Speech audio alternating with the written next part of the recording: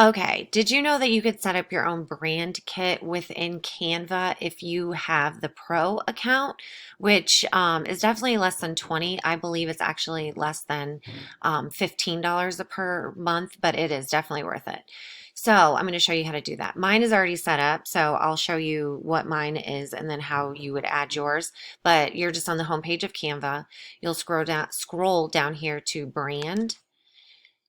You're going to click that. And so I have mine set up. So this would be new. So you'll put your name in there. You'll upload your logos that you use, and then you'll upload your colors.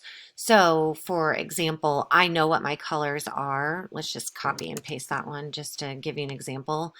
Say you don't know what your colors are and you're just deciding, you can go through here and pick all of them, or you can do add a custom palette, which is going to come down here.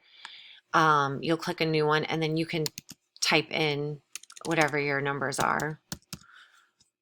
And then that's it. So if I wanted to add another one, um, whatever the numbers are, you just continue to add them in.